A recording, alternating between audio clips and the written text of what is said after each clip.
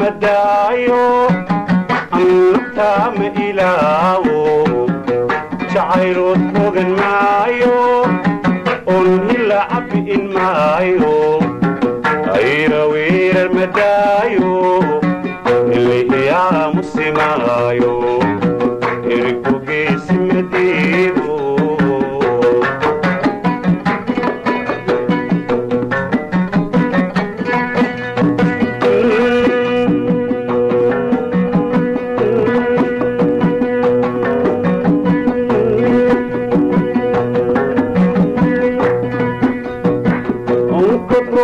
مدايو أنا فاهم مدايو أنا فاهم إلاو تعيرو تمغن مايو أنهي لعبئن مايو أيرا وير مدايو اللي هي مسمايو.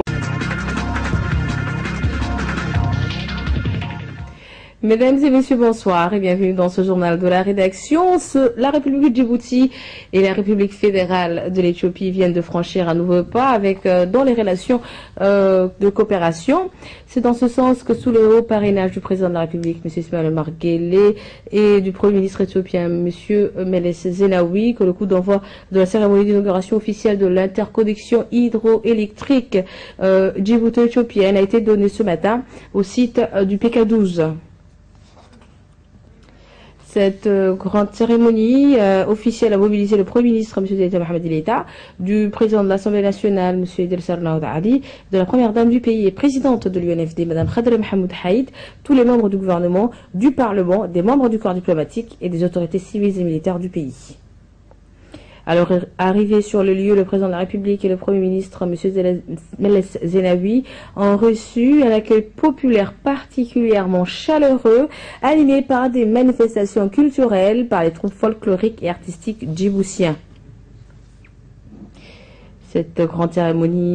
La consécration de tous ces efforts, la finalité de ce partenariat stratégique, c'est l'impact et le changement positif que cela engendrera sur le quotidien de nos concitoyens. En l'occurrence, ici, il s'agit d'atténuer de manière significative le coût de la facture énergétique qui pèse tant sur la compétitivité de nos économies que sur le niveau de vie de nos ménages. Nos efforts sont amenés à se poursuivre, mais ils devront surtout converger pour créer les conditions optimales de la croissance commune. Et à l'heure où notre continent et plus particulièrement notre région connaît un renouveau économique, il est crucial pour nous de capitaliser sur cet embelli en mettant en place les principaux instruments d'une intégration solide, définitive et irréversible. Donc aujourd'hui, avec la mise en service de ce projet d'interconnexion, ce projet est sans doute donc représente un souffle pour les ménages djiboutiens, Monsieur le Président. Une question, pour quand donc la baisse pour les tarifs djiboutiens pour vous, Monsieur le Président? And one question for His Excellency Meles Zenawi. As we know, Djibouti and Ethiopia have a common strategy on stability for the region regarding on peace. Today, the TFG and Somalia have a full power. Djibouti are ready to send the troops in Somalia. Ethiopia are ready to send troops in Somalia again. Je sais que tout le monde attend ce prix et je sais que la facture d'électricité est très salée, n'est-ce pas? Alors nous allons nous battre ensemble. L'Éthiopie a déjà fait son travail. Il nous a offert de l'électricité pas chère et permanente. Donc nous allons aussi forcer les DD, n'est-ce pas, pour qu'ils baissent le prix pour les ménages, surtout pour les ménages. Hein. I am very happy. Entre l'interconnexion et la centrale. Monsieur le directeur, la population djiboutienne attend maintenant et attend donc la baisse donc des prix de la facture. Quand est-ce que donc les ménages djiboutiens ressentiront cette baisse sur leurs factures? Jusqu'à présent, on n'a pas encore reçu la quantité escomptée du fait du côté éthiopien. Mais le jour que nous recevrons la quantité, comme le président l'a dit, de toute façon, l'objectif c'était ça. C'est vrai qu'au départ, il y a quand même cette première partie donc, où on n'a pas encore la quantité. Ce serait donc difficile de donner des chiffres. Mais nous travaillons donc avec les autorités. Et Inch'Allah, donc au fur et à mesure, donc, certes, c'est l'objectif. Du moins, il y a une chose qui est sûre, ça n'augmenterait pas. Déjà, c'est une bonne nouvelle. Interview réalisée par ma consoeur Zeynep Mohamed.